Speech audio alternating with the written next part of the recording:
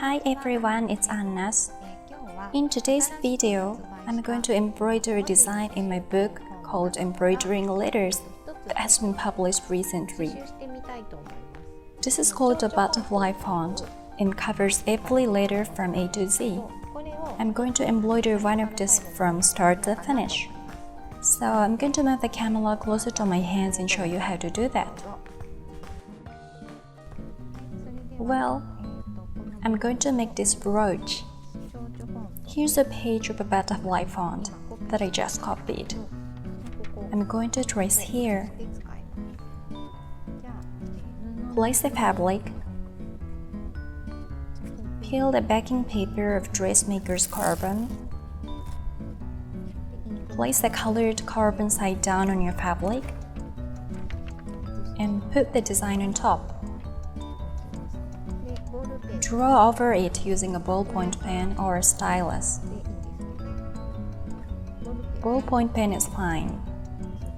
Trace all the way.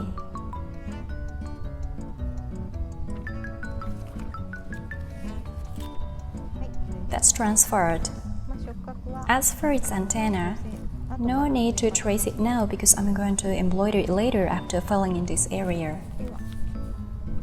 Put aside the dressmaker's carbon because it can be used over and over again. Put it on an embroidery hoop. Separate the inner frame from the outer one. Lay your fabric over the inner frame and place the outer frame over the top. Should be drum tight. Keep the piece steady and tight. Make it tighten again if it gets loosened while you're stitching to avoid puckling on your embroidery product. You can't press out with an iron later, so be careful. I'm using embroidery cloth that's 2 strands thick. Keep one end of your floss short and the other long. You can stitch using thread here. If it catches up with the other, make it shorter. When things go wrong, you can remove your needle and pull up some stitches. Floss is generally used in this way to do embroidery or other sewing. First of all, I'm going to start from this butterfly. Though I copied the page without numbers, you can see how to embroider this design by following numbers written in this book like number 1 butterfly. Okay, let's start stitching. I don't want to tie a knot to start. I'm going to make 2 running stitches in the area that will be covered with satin stitch later. Leave a bit of a tail, go back. It can be anywhere as long as it's on this line of the thread. Just hold the thread in place. Trim off excess thread. It's hard to loosen thread if it's tangled up, isn't it? This shows that it won't be loosened here. First of all, to start from a butterfly, have a directional stitch in the middle. You can find a thick line in my book. This is the line to start stitching. The reason I'm starting from the middle of the design is embroidery floss makes only a straight line. It's difficult to fill in curved design if you stitch like coloring from the edge. Have a directional stitch and fill in the half and the other half. Basically, I'm going to come up and go down right next to the previous stitch. If you can see there's a gap, you can go back and stitch there again. Cover the area completely with satin stitch. I've done the upper area, then I'm going to stitch the lower area. The same way,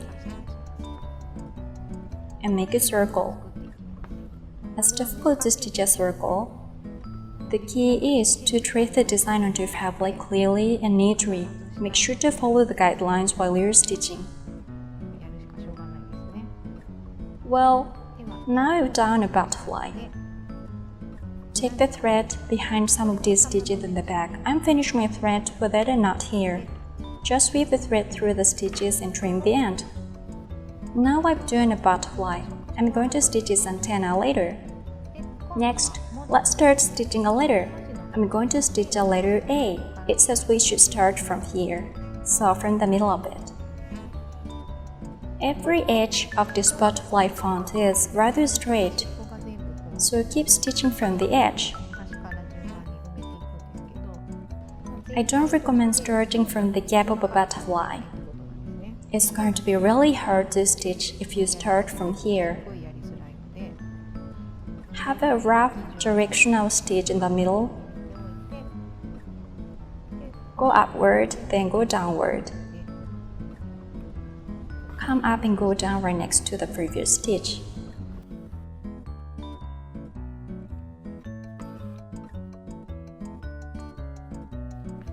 Okay, I've almost done the upward area. I'm going to make tiny stitches like dots here. Though they are tiny, never change the angle.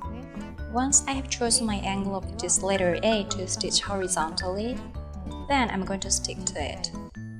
However tiny the area is, keep stitching horizontally. Then there is also a thick line almost in the middle. It will make the back neat to stitch like drawing a line with one stroke. So just fill in the upper area. Come up and go down right next to the previous stitch. Keep this way even if it gets tiny dots.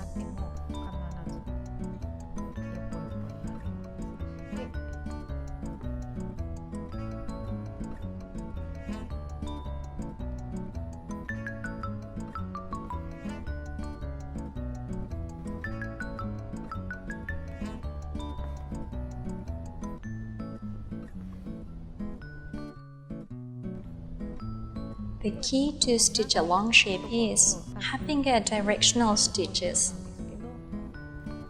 There's no point in having a guide far from where you're stitching. Have it a couple of stitches ahead, go back and fill in between these stitches. It helps me keep my stitch more even.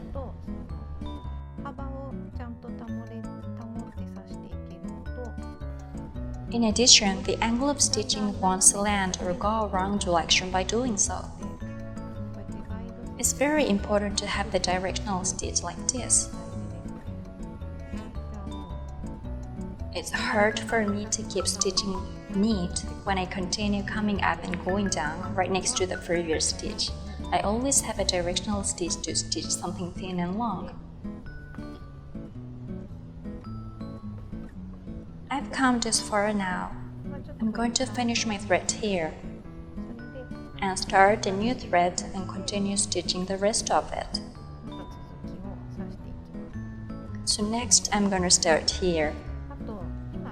When you want to carry your floss across the back of your work between areas of stitching, weave through the back of the previous stitches to make your back neat.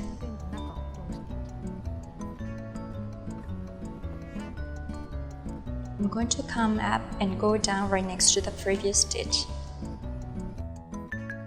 Okay, I'm going to stitch its antenna. Over the previous stitches, I'm going to take one strand of floss for its antenna. Make 2 lines with straight stitch. Now it's finished. Weave through the back of the previous stitches twice. Wash the design out with water. Just wait it a bit.